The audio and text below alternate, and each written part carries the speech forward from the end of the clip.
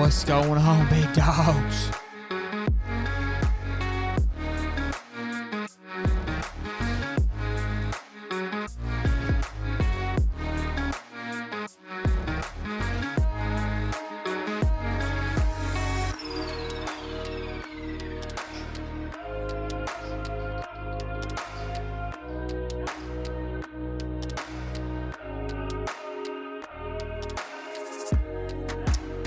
Good evening, guys. Good afternoon, ladies and gentlemen. Welcome back to another episode of High Top Sports. Today, I'm in the studio with Cody, a.k.a. The Professor. We have a jam-packed show for you guys today. Cody, how you doing, baby? Happy Father's Day, my man. Thanks, bud. Happy Father's Day for you, too. The first one, right? So, it's thanks to all the dads out there for, endlessly putting in the hours and raising the kids. Absolutely, man. Happy Father's Day to all his dads. And yes, it is my first one. It was a special one. I think I gotta say, man, it's cooler to me, I think, than a birthday or things like that. It was really special. Hanging out with the little dude and the wife crushed it. Made me a cool little video. Typically, I'm the video guy, so she reached into her bag of goodies. Made me a cool little video, so much appreciated for sure. But boys and girls, again, hope you guys are having a great Father's Day. Hey, appreciate you joining us as well for some NFL talk. Obviously, Gators baseball is on right now. I've got that queued up over here, so I'll be a little distracted for today's show. But good to see you, Ed DePriest. How you doing, big dog? You called in yesterday. Nick Myers, what's up? Anthony Bramucci, I believe, says, love the show, homie. Love you, man. Appreciate you hopping in. Ricky, what's up? B Bean. Isn't Cody normally in a warehouse? Close. Cole says, we flipping a 5-star today or what? I don't know, Cole. Yeah. I don't know. We will see and keep the tabs up and rocking and rolling. What's up, Mom? How are you guys? 45 in here already. I'm loving it. The energy is pumping. Make sure you guys drop a like, show some love. Subscribe if you are new to the channel. We are growing like a weed, and I love it. We're going to talk about Jaguar stuff. We're going to talk about rookies, quarterbacks in the NFL. Got some updates on C.J. Stroud, Bryce Young, Anthony Richardson, of course, kind of where they stand currently. Talk about D-Hop. This is a funny one. I love that you wanted to bring this up and talk about it a little bit. I've got a theory, I guess you could say, about this one, so we'll get into that. Trask and Baker Mayfield, we talked about that last week. That video did pretty well. People love that debate. So it'll be something that we definitely keep a tab on for the future. But gonna have a great show, and let's get it. Joshua's finally got my notification back. What's good, big dog? I'm glad to see Notification Gang is locked and loaded. Good to see you guys. Happy to have you aboard. Well, Cody, I'm going to pass over to you, the Professor. Let's talk all things Jaguars first, and then we'll get to moving into other topics. What do we got going on, big dog? Yeah, first off, Josh Allen and the new rookie tackle, Antoine Harris, locked it up against each other. And I'm going to tell you, Josh Allen put the rookie in through the paces. So it was pretty easily to win for Josh Allen from all reports. Now Harrison did revive himself against some of the other pass rushers and looked really good against everybody else. This wasn't in pads yet. Pads do not start till 2-a-days here in about 5 weeks. So we are getting closer and closer every single day to the actual live practices with pads. But it was noticeable how much better Josh Allen, a veteran was than Harrison. And we still don't know.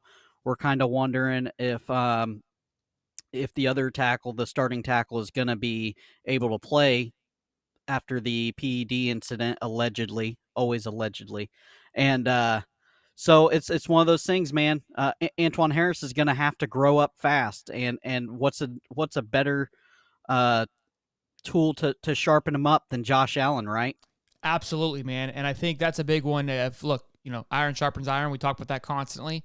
And this is, remind you guys at home, this is a Josh Allen contract year. So I feel like he's going to be working harder and pushing the envelope a lot more probably this offseason and obviously all season long to either continue to sign with the Jags or sign elsewhere. So I think we drafted, I think, in a way that we probably won't sign him again. I think it all just kind of depends on his production. But either way, he's got to continue with his future. So he's going to bring the smoke, which is good. It's going to help. It's going to make everybody around him better, especially Anton Harrison. Good. Again, first-round draft pick. This is something we have to remember as well, too. Look, I think if you're in that first 32, it's not as important maybe as the first 10. Maybe the 10 through the 10 through the end get a little more of a leeway. But if you're first round draft pick, you're expected to come in and be impactful fairly soon. Now he was obviously towards the bottom of that first round draft pick, but he's still expected to come in and be, hey, like you got to basically, you're a plug and play kind of guy. You may not be in all first reps, but you got to know what you're doing. I shouldn't have to teach you too much. But look, when you're going to get somebody like a Josh Allen, you're gonna be missing a few steps, and this is where I think those interviews come into play, right? You spoke with this kid. Is he a grinder? Is he going to overcome these things? Is he going to fall on his butt and get back up and not worry about it? And that's where, these guys start to separate themselves. And when we see people get drafted, it's like, how? He wasn't even that good in college. Well, when the coach sat down and had that kind of one-on-one conversation with them, they're like, you know what? This kid isn't there mentally.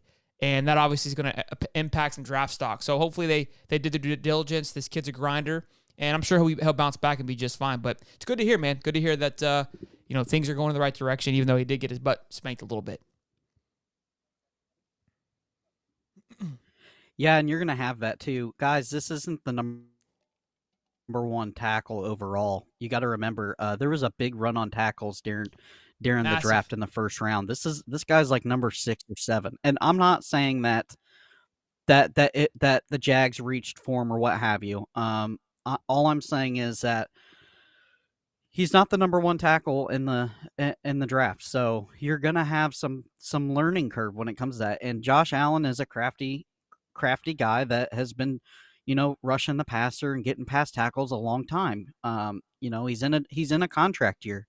He's trying to make his money. So, and if he's not going to make his money with the Jags, he's trying to make it elsewhere. Sure. And pass rushers are a premium, so he's gonna put on as much good tape as he can, and that's gonna be best for the young tackle Antoine Harris. Now, little weird one here was Travon Walker was essentially given the mini camp days off. Dougie P said, it was my decision, and essentially that we're going to leave it at that. There was no reported injury or anything like that. And then he also said Muma and Lloyd, they need the reps anyway, so we're going to give them the extra reps, and Travon won't be here for minicamp. So just to clarify, Dougie P basically said, hey, like he initiated the excused absence, or did Travon ask to miss the practice? Is there clarification on that? Do we know, or? We don't know, because Dougie P just would not give it up on why. He was kind of asked multiple times why Travon wasn't there, and he said, I gave him the excused absence for mandatory minicamp, which he usually would get a fine. But since it's an excused absence, it's kind of, it's just like work for us. Sure. I don't know what he had going on. But it was kind of odd, because Travon definitely needs the reps. I just, yeah, and Dougie P is going to say it's coach speak. So he's not going to tell us anything. But it was odd, I thought. Look, I think there is obviously, some concern there, especially with the history and the track record of Georgia football players, and having over the last 2 years and something coming up always. So there's a little bit of a head scratcher of, what happened. I don't think Dougie P doesn't seem like he seems like a zero tolerance type of guy. When we had other coaches in Jacksonville, I feel like the culture was definitely a little bit not as held account, not much accountability going on. So I don't think that's an issue. I think if something were to happen negatively, I don't think Dougie P would let it slide. Now, it could be an issue, and he just doesn't want it to get out, but he's going to be handling it internally. I don't know. Hopefully not. Hopefully it's talking season, and we're probably over speculating, but that's what we have here. When all we've got is a few weeks of practice, and we get a little shot from Dougie P. Not much more we can do. So we'll see. But I don't like that, especially when your first round draft pick from the previous year. And like you said, he needs the reps. He's nowhere near where, in my opinion, a first round first overall draft pick should be going into year 2. So big miss here for sure. Yeah, most definitely. Next on the lineup here is Tank Bigsby, and all things from minicamp is really good things coming out about Tank. Obviously, he's the number 2 clear running back behind ETN. We talked about it previously a couple shows ago, that thunder and lightning effect, and he seems to pick it up really fast. The speed of the game, that is. He has picked up the offense and their blocking tendencies, and he is one cut and go. And he doesn't mind mowing somebody over, and all things are looking up for Tank. Also, he did have a good block, also, which is a big deal because you're not going to be on the field if you can't pass protect. So it's looking up for Tank Bigsby. Look, that's great news too, man, because Tanks obviously was a lower, I think, 4th or 5th round draft pick. And running backs are a dime a dozen. We talked about this last week, where the life of a running back is getting shorter and shorter. So, and they're much easier to pick up, and they're a dime a dozen. But love hearing that we were able to get one who's going to fit right in. North and South runner. You talked about this guy last week, and just we've talked about him kind of week over week. Just his ability just to run through tackles and falls 4 or 5 yards, 3 to 4 yards after each run. So big pickup there, and love hearing the constant good news each week come out about Tank Bigsby in his growth on the team. So I love it, man. Yeah, it's big too, because that's what you're really wanting is a guy that can walk in and really do it all. And we've talked about it. Running back and wide receiver and cornerbacks, they seem to transition to the league, the speed of the game, pretty quick. Just because it's not that different in what they're doing, right?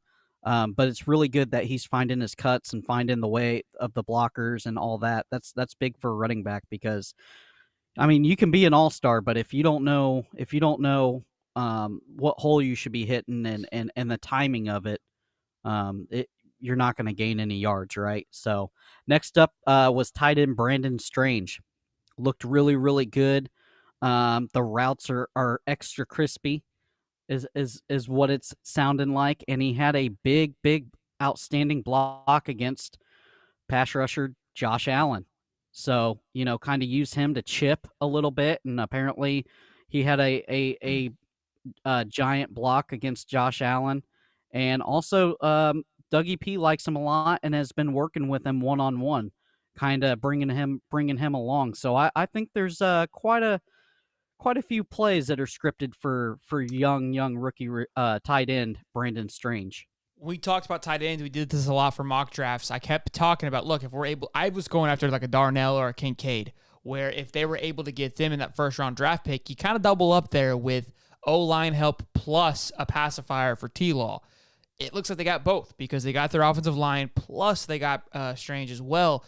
So it may not seem like a lot at first, but look, him and Ingram on the other side are definitely going to help and assist with that offensive line and the lack of that we have currently with the PEDs and whatever it may be. So look, that's a good news, especially the Josh Allen pickup, who we heard, Anton Harrison was not doing so well with. So I like hearing that. And again, that was a big component for me on taking a tight end, especially the size of these tight ends that were coming out of this for this draft.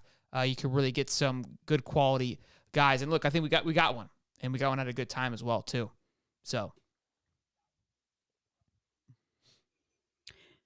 yeah, and with tight ends, Shelly, if you can't block, you ain't making the field. I don't care how great of a pass catcher you are. Sure, that's definitely that's true there. We're gonna move on now to the rookie roundup. So we've been talking a lot about Anthony Richardson over the last few weeks. It's fun to watch, fun to keep tabs on, but we also look. I mean, there's 3 other studs that went 1, 2, 3 basically, or 1, 2, then obviously 4. Will Levis, we're going to kind of keep him out of it unless he starts making some headway. That was the other big rookie quarterback. Hendon Hooker, a little bit farther down the list. Stetson Bennett, those guys, I don't really see them making an impact year 1. But these 3, they're definitely making an argument for that starting role. Anthony, obviously, kind of back and forth. I think that the Heat's kind of calmed down a little bit. Bryce Young seems to be just running away with it. And we expected that. They kind of cleared house for this pick. And then we're obviously talk a little bit about CJ Stroud. So I'll pass it to the professor now. We'll go over each guy individually and kind of talk about it a little bit. Yeah, most definitely. Here's the deal. We knew that a couple of these quarterbacks were going to make a starting run for a starting job, right? Bryce Young, it seems that he is going to be out of the three the clear-cut winner to get the first starting job. He's doing everything right. Frank Wright, the former Indianapolis Colts head coach and former quarterback himself, loves everything about Bryce. Now, he did have a couple batted balls down at the line, and that was the issue that we were worried about with his size. Now, once we get into, maybe the padded practices with they do a team versus another team padded practice, usually we're going to see if it's going to be a big issue. But they seem to be moving the pocket around for him.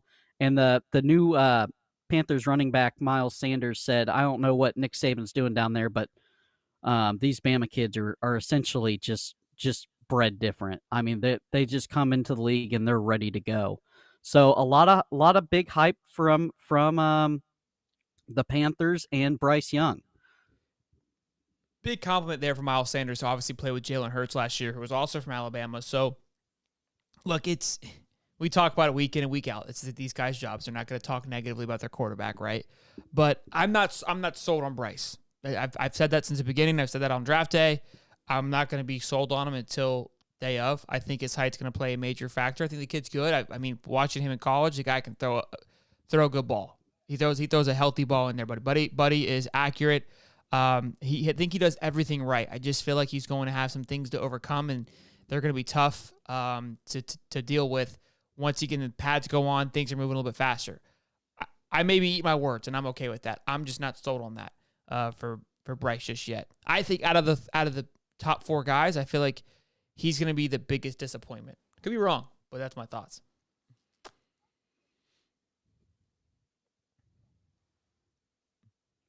Yeah, I don't know about disappointment. We're gonna have to see. We're gonna have to see if he constantly gets balls batted down, because that's gonna be the thing.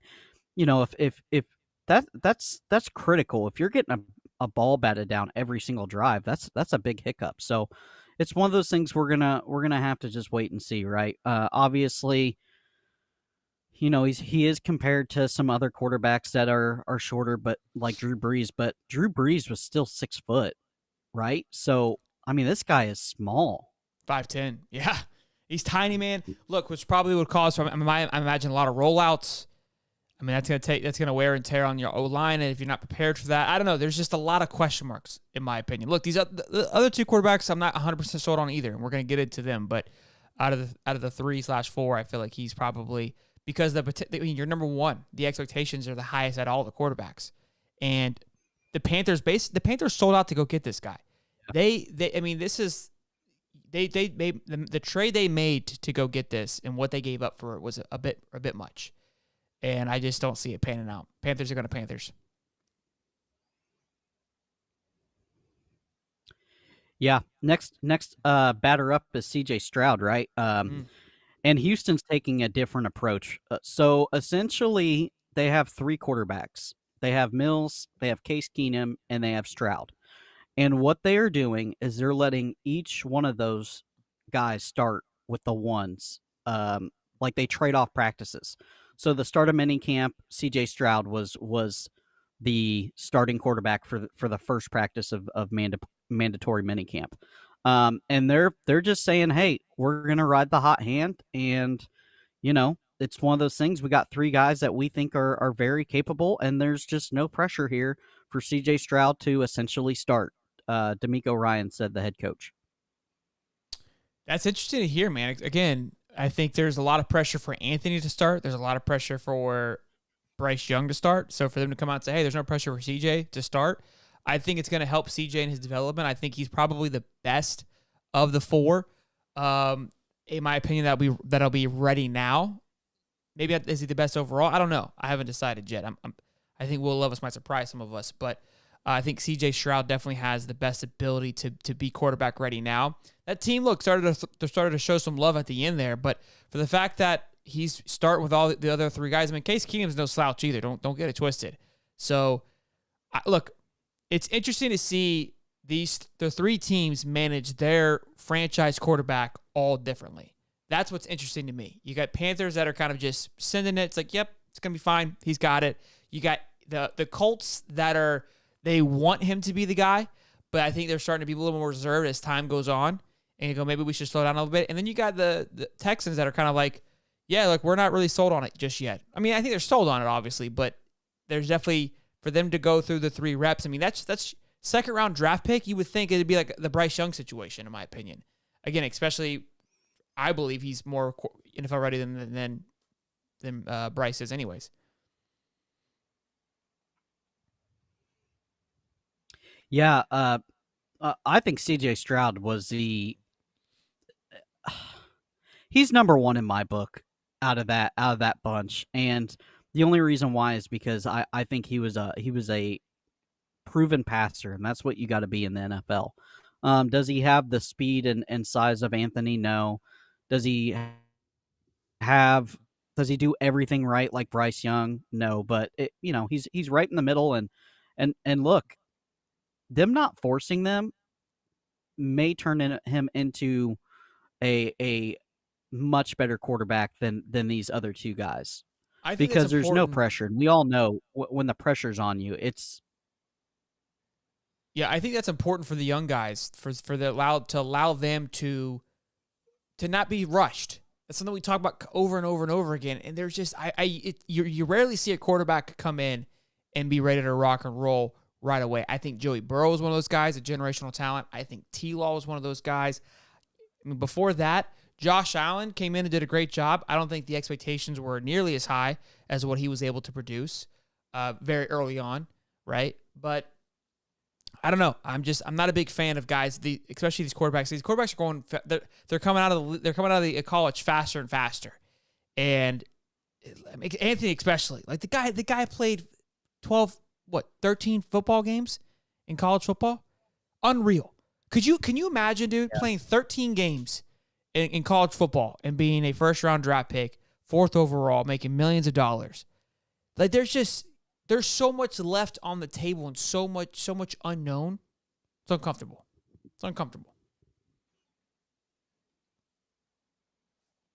Yeah, and take that with any job, right? To break it down, because a lot of us don't know what it feels like to essentially play college ball, right? But let's break this down. That's like me having 13 podcasts under my belt, and then all of a sudden I get the hands to Rogan.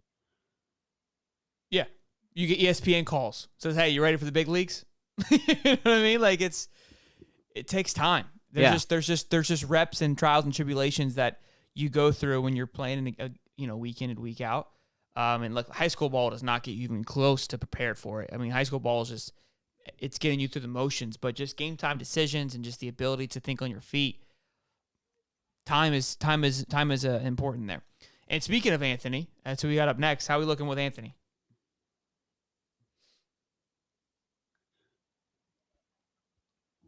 Yeah, so Anthony Richardson is just Anthony Richardson, and ups and downs is essentially what I'm hearing. So 11 on 11, he had a big, beautiful 60-yard bomb for a touchdown, and then the next throw he throws a pick. And it's looking like that Gardner Minshew is going to be your day one starter. And the Colts fan base hate it, but it is what it is. I just think they don't want the volatility of Anthony right now. He's really just got to settle in. He's got to settle down, and I feel that he flashes, right? And he does a lot of good things, and he makes a throw that wows you. But the inconsistencies is what's hurting him not taking the starting job right now, because Minshew's just he's just steady Eddie driving 70 mile an hour down the interstate, just cruise control. Steady. Yeah, and look, that was what we were just talking about. Look, how do you fix that? How do you fix the ups and downs, the inconsistency? Is time. It's time in college football. It's going through the motions. It's going through the reps to where you can do it with your eyes closed. Look, it's just, I play golf, right? And if you play golf every 3 or 4 months, I've been playing golf long enough to where I can go out there and I can strike the ball. However, the lack of time is going to be shown. You'll notice it. You'll notice it in putting. You'll notice it in chipping. The small stuff. The small stuff starts to add up when you don't play for a long time and when you're not being consistent time and time again. And I think that's what we're going to have here. We saw it in college. This is the big question mark that we have all had the entire time, is the inconsistency. I wish nothing but the best for this kid. I want him to be successful. But I think for him to be successful, we've talked about it time and again, and we got a lot of hate on our last video about this, saying that he's going to be the number one guy. I promise you, you don't want him to be your number one guy day one. Let him just get settled in. The guy's only has 12 games under his belt in college football, okay? And 12 legit starting games. Like, just comprehend that. That's one full season. One full season. Peyton Manning had all three or four.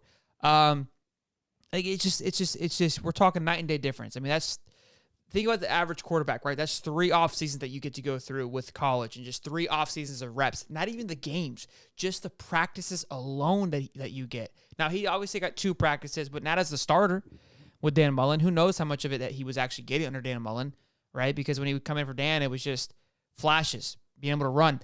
Dan knew he had an athlete. He utilized him as his athlete. That was it. And Billy was the first. And this, I talked about this on the Gator Show the other day, on can Billy develop quarterbacks. And we're never going to know who did what, but we have no clue how far Billy brought Anthony. There was never a zero mark. There was never a ground to say, here's Anthony, here's where Billy brought him. We saw flashes, and we were thinking we're going to get that all the time. Well, then the inconsistencies came. Well, we don't know if the inconsistencies before Billy were much more, and he shrinked that up, and then it's already smaller, but it's not to where it needs to be an NFL caliber quarterback. He may need a whole full another season to get those kinks worked out. And look, if the Colts understand that and they let him go through his process, he could work that through a game for sure.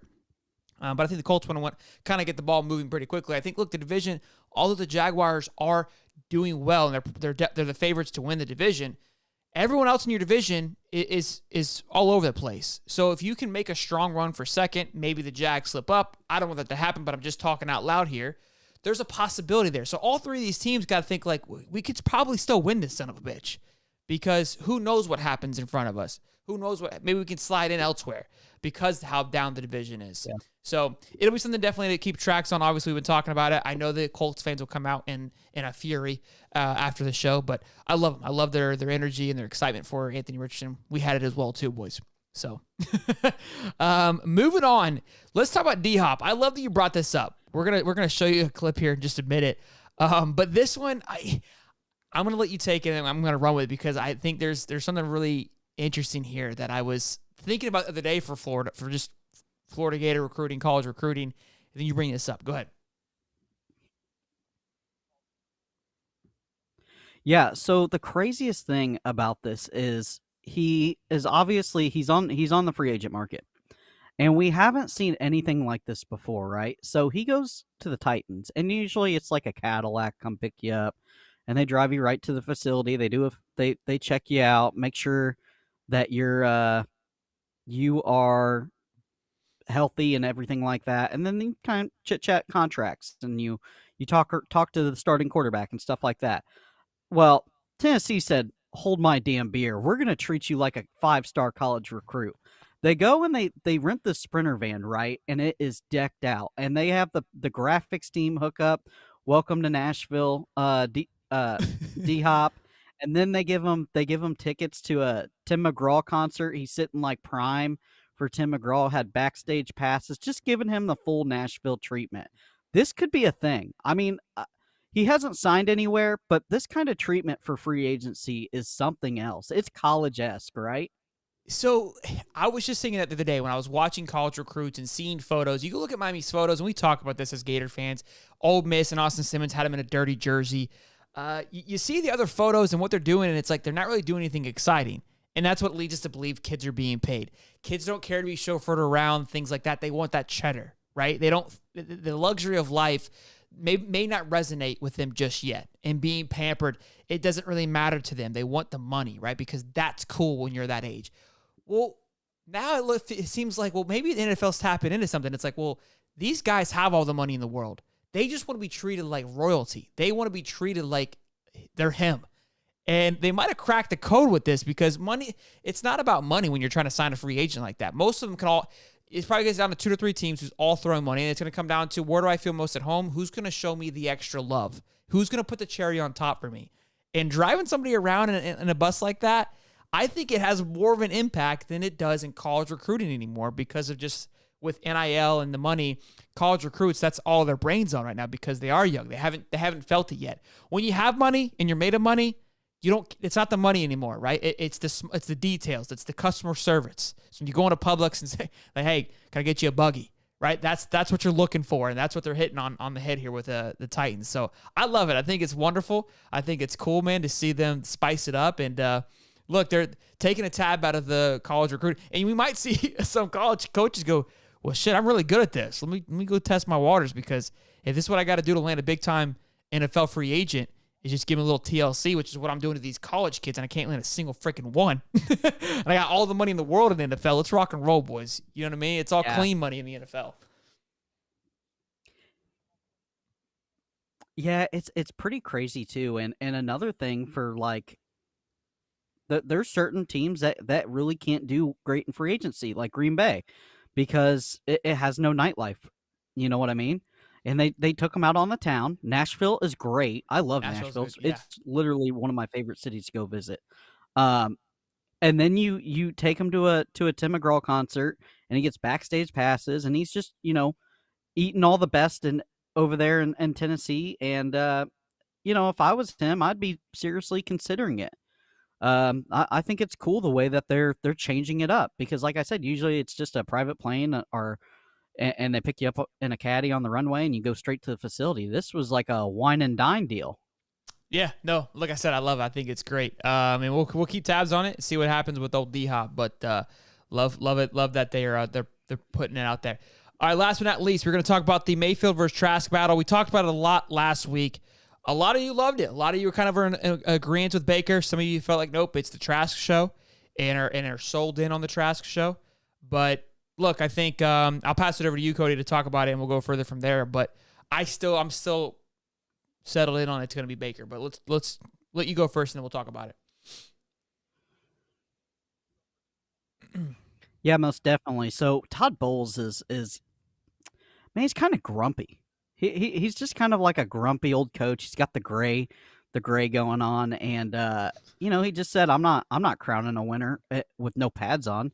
These guys are essentially playing in shorts and t-shirts. Like, I'm not crowning anybody anything, and you can say whatever you want, media, but you ain't getting nothing from me. And that was it, because they were asking him about the quarterback battle and essentially, how's it going? Who's winning? They're trying to report, and he gave them nothing. He gave them a big fuck you. And yeah. I kind of love it. Obviously that video went viral, right? Of them missing guys wide open. But it seems like it has been cleaned up a little bit. Right now, I would have to say Mayfield is in the lead. Kind of concerning for Trask, but it's one of those deals where Mayfield just seems like a better on the field leader. It's not even, I don't even know like how big of a gap there is throwing the ball and what have you, and audibles at the line and everything. But it's one of those things where Mayfield's just kind of that guy.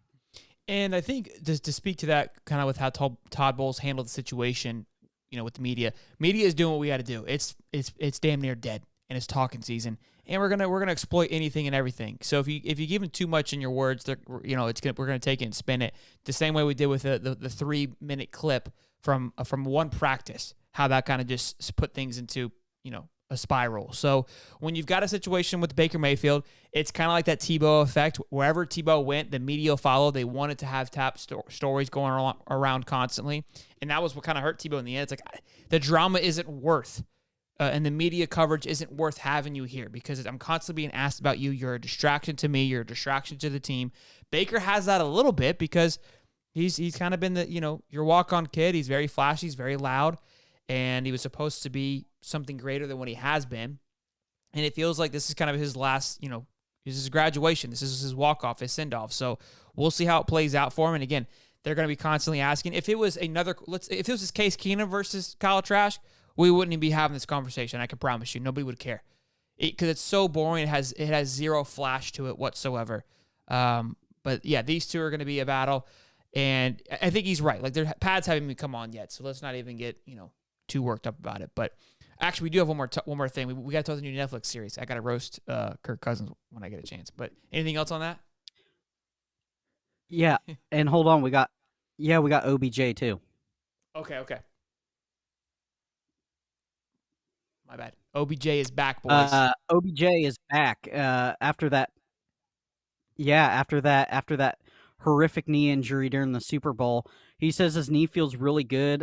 He feels refreshed, rejuvenated, and he thinks that there's something brewing there up in Baltimore now. Baltimore's wide receiver room was terrible for the last couple of years, right? But they go and revamp it. They go get Zay Flowers, they go get OBJ, they go get Nelson Aguilar. So they got Lamar some weapons. I think they know that Lamar is essentially getting, he's getting older, and they want to protect him a little bit. And what's the best way is get him a couple weapons to throw to, so he's not running around like a chicken with his head cut off. So OBJ is back, and boy, he's looking good in those Baltimore unis, man. I really like the black and purple. It's a slick look over there. Yeah, look, I've always been a big fan of OBJ. I had him early on in his rookie year on my fantasy football team when nobody else wanted him, where he had that big catch and kind of really, sprung to the surface. So I've always enjoyed watching him. He's a character himself, that's for sure. I think he was a big component to Lamar staying in Baltimore. This is a tough injury on a wide receiver, but I think he took the right amount of time to come back. I don't think he rushed it. I don't think he forced it.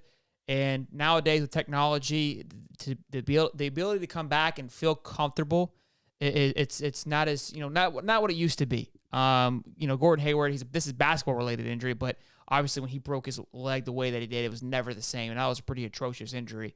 This one seems pretty basic, pretty subpar for an injury, but we'll see if he's able to get back to it. I think with the additions, like you just said, from the draft, it's going to be helpful. If all things had to rely on him, I don't think OBJ would see, he wouldn't be that much of a factor. But I think he's going to help Lamar, and it's going to allow for the young guys too. I think he's going to come in and be a good veteran presence for the young guys as well. So is it the long-term fix? Is it the ultimate fix? No. I think it's more of a healthy plug than a big-time free agency sign. Now, I could be wrong, and he could come back and be the OBJ that he was, but I mean, to be honest with you, he was kind of on a decline. He had a pretty good season with the Rams, obviously, in that Super Bowl run. Was doing pretty well, but that was a hell of a freaking football team. And it was almost kind of he sucked up the leftover at times. Now, I'm not discrediting him, but I think it was a more component of just that team was just really, really good, and it was like we can't even double team him. But if you're the number one guy on the field, I don't think OBJ is going to be him moving forward. I think he's going to be a good asset.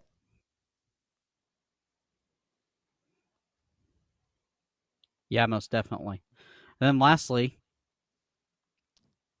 we have the new Netflix series.